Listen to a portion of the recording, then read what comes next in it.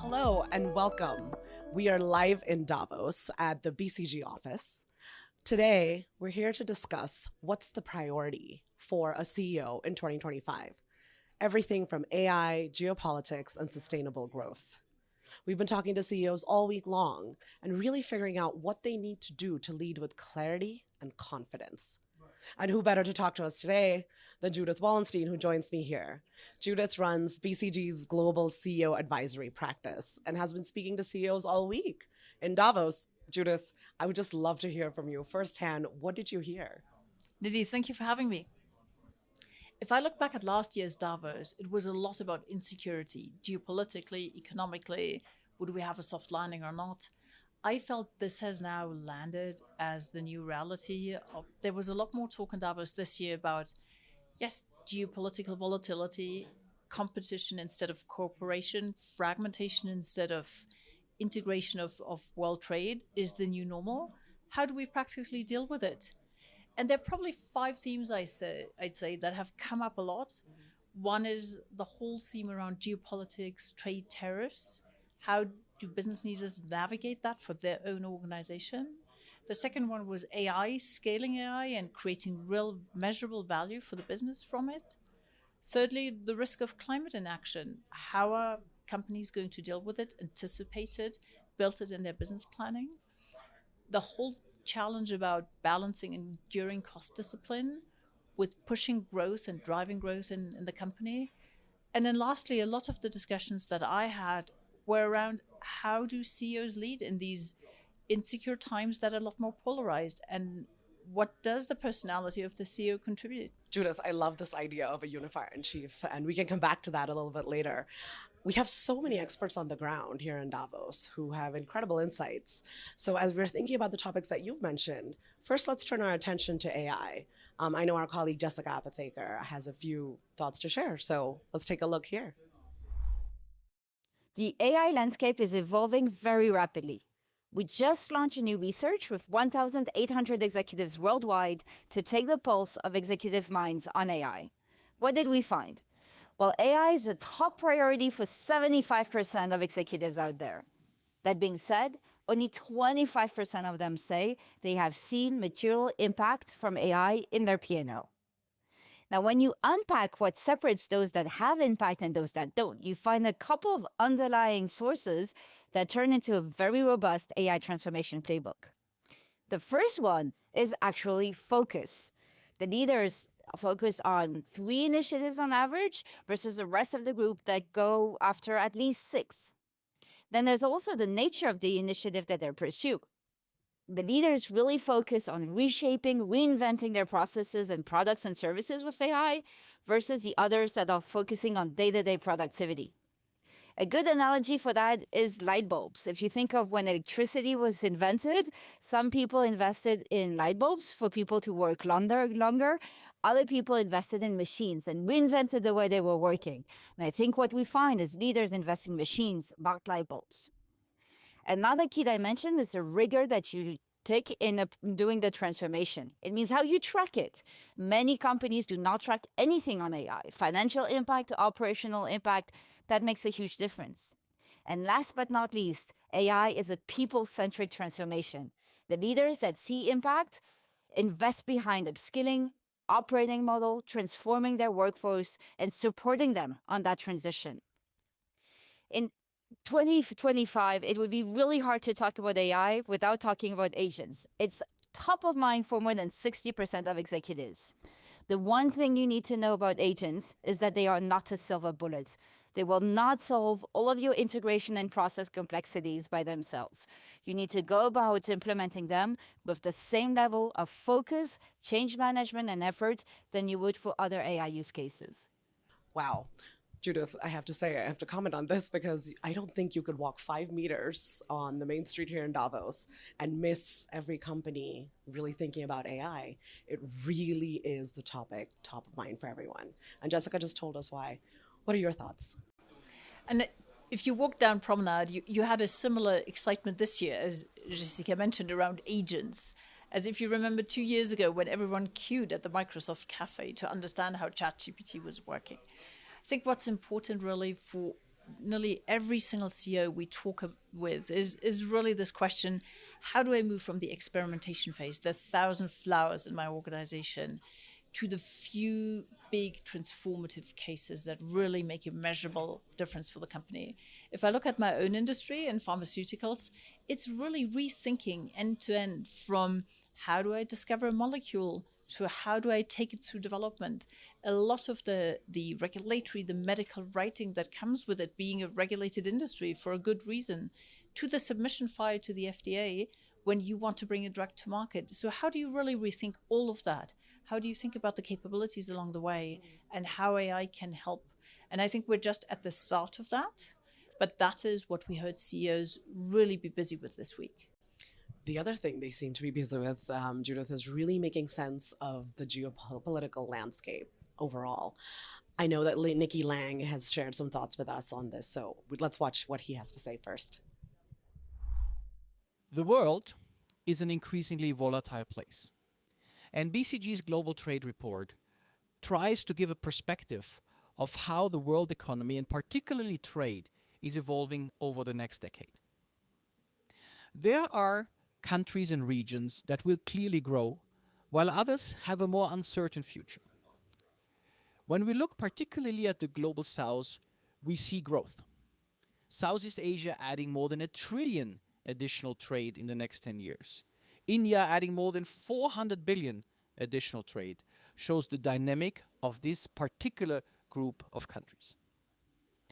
China will do a pivot, pivoting away from the Western trading partners towards partners in the global south and in Russia.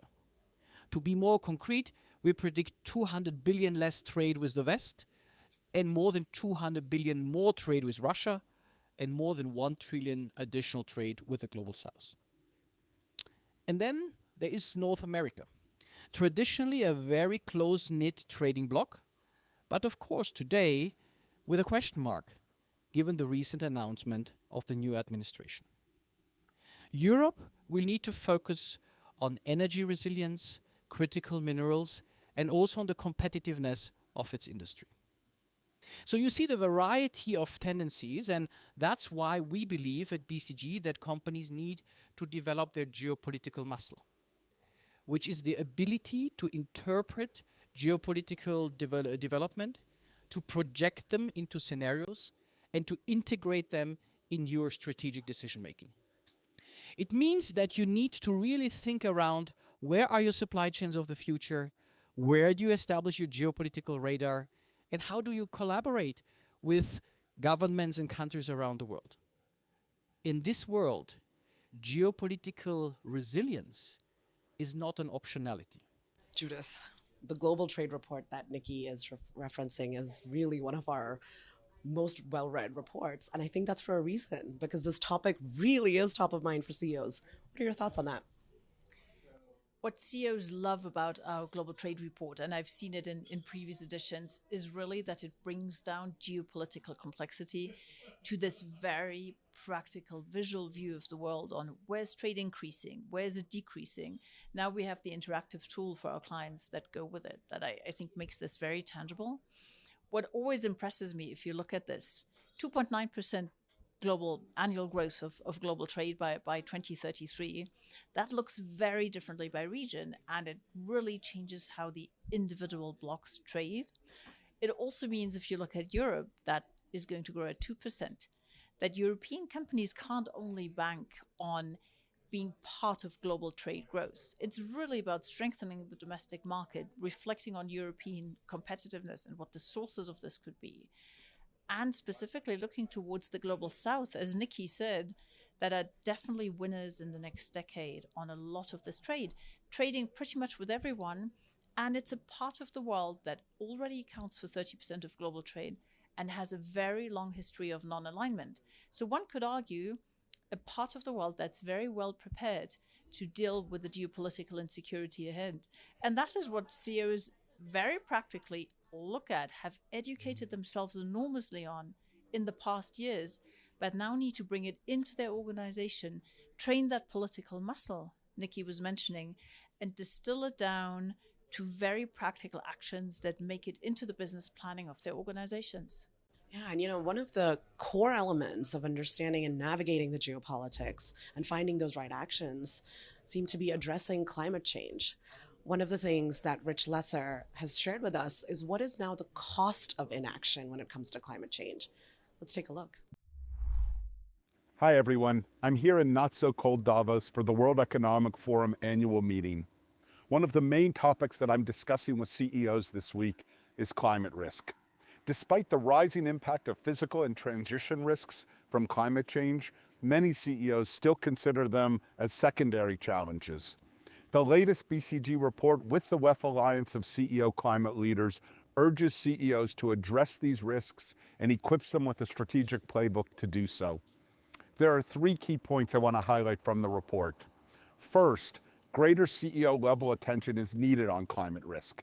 Physical risks, like on the one hand, floods, rising seas, and severe storms, or on the other hand, higher heat, drought, and wildfires could jeopardize up to 25% of companies' profitability by 2050. In addition, transition risks, like evolving regulation and consumer preferences, are reshaping market dynamics. Second, the financial consequences of inaction are rising, but the opportunities for those who act are equally significant. Our analysis found that adaptation investments, for example, can yield high returns, from $3 to $19 for every dollar invested. And the green economy is growing rapidly and projected to increase by more than double between 2024 and 2030. Third, there are 5 actions we outline that CEOs can take. First, make climate risk central to corporate strategy. Second, adopt a scenario mindset to understand how your business would thrive under different conditions. Third, quantify and assess climate risks holistically. Fourth, align capital allocation with climate and climate risk strategy. And finally, embed climate risk into operations across the company. Climate risks are no longer a distant fear. They are reshaping our world and industries today. While the stakes are high, so are the rewards and opportunities for CEOs to take bold action. Wow, Judith, what really struck me about what Rich said is how can CEOs balance profitability with responsibility when it comes to climate change? What did you think about the insights? If you look at the CEO radar that we're now doing together with Bloomberg, we see that in public communications of CEOs, like earnings calls, the mentions of a lot of the climate-related vocabulary has decreased. Does that mean it's not mattering anymore for CEOs? I actually don't believe so. For once, we see big differences between regions. In Asia Pacific, there's more focus in the public communication of CEOs on climate change and the reduction of greenhouse gas emissions. In North America and Europe, you see that terms like clean tech, clean hydrogen, extreme climate events, and natural hazards have risen to the top, growing by over 115% in the last quarter. And 80% of these mentions, interestingly, have come from North American CEOs. Not too surprising if you think that we have had 24 extreme weather events in the US that caused over $1 billion damage each. So what you see in the communication of CEOs, I feel we also see partly in the discussions here, a lot of focus on practical actions, on competitive economic business cases, and on the question of how we can scale green technologies to be really attractive and to add to energy efficiency, energy autonomy, and national security. And Judith, once CEOs have a sense of this, do you think they are investing in innovations that are going to help them achieve whatever their climate change goals might be? Or are you seeing gaps? Interestingly, I had a discussion yesterday where a CEO said, look, we always needed to look at sustainability from the hardcore business case, or we always should have known that we might not make it. So she was also looking at it very much from that perspective of what are the technologies where individual companies or individual markets can compete on. The example that I always like a lot is if you look at batteries. Batteries is forecast to be an 800 billion market by the mid-2030s. Take China alone. China has over 19,000 companies working in batteries, hundreds of thousands of people employed in the field. Yet there are still big innovation gaps when you look at the next generation of battery technology, solid-state batteries. And you could take a number of these technologies, including offshore wind, etc. So, what I also hope that entire regions and companies really identify these innovation gaps and see where they can compete successfully. You know, a big thought process when CEOs are thinking about where to invest and how to overcome some of these innovation gaps is to really see how it fits into their broader cost agenda. Matthias Tauber joined us this week to talk a little bit more about how we are thinking about the cost agenda for CEOs in 2025. Let's take a look, Judith. The latest BCG research suggests cost remains the primary focus for leaders, with 8 percentage points gain in CXOs signing cost as their number one priority in 2025 relative to last year. And while the global market outlook remains steady, optimism is slightly down from last year, with more than 85% of senior leaders already today preparing responses to tariffs and potential geopolitical disruptions. Against this backdrop, the majority of leaders are looking for opportunities to strengthen their supply chains, to invest in AI, and to increase productivity through cost savings measures.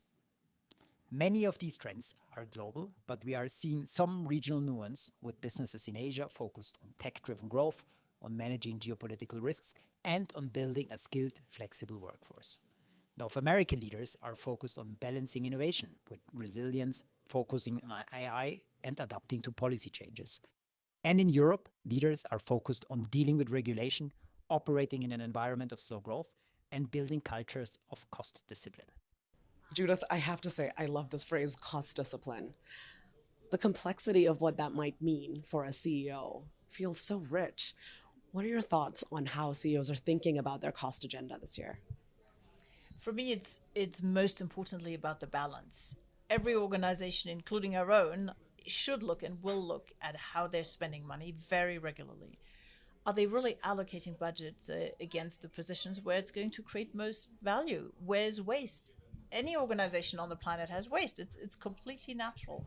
What I always find important, and that's what we heard a lot of CEOs talk about this week, is how do you balance cost discipline, not as a one-off cost-cutting mammoth effort? How do you balance that as a mindset, as a culture in the organization, with areas where you fund growth?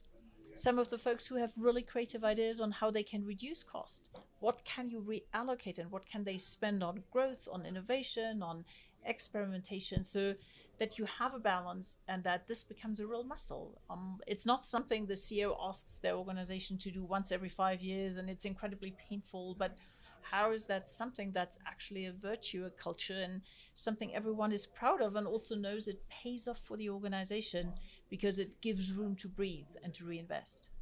You know, Judith, from all of our research, we know that one of the most critical things to get right when you're trying to affect change is culture and people management. When you advise CEOs on the cost agenda, how are you telling them to develop that mindset with their teams? What many CEOs do in really successful cost transformation efforts is that they make it personal. They make it personal to their middle managers. They make it personal to the organization. What is in it for each and every one of them?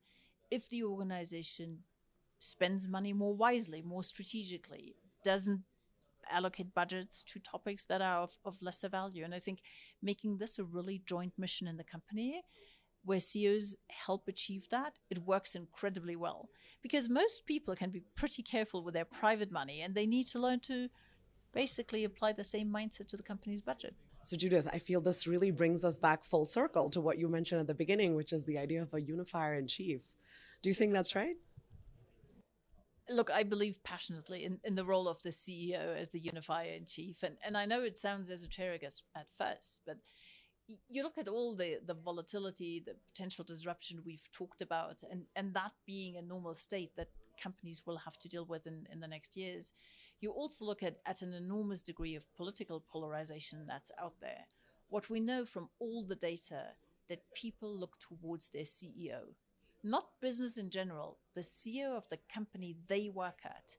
And that becomes an enormous source of trust that trumps a lot of the traditional institutions that people trusted. In a way, you could argue it really puts an outsized expectation on the person of the CEO, but that's a reality that leaders deal with. And they need to deal with the fact that the polarization outside enters into their workforces. People will have very different views on things. CEOs have experimented in the last years with taking a lot of public positions on the topics that their employees were passionate about. Some have realized they can't take positions publicly on everything and anything.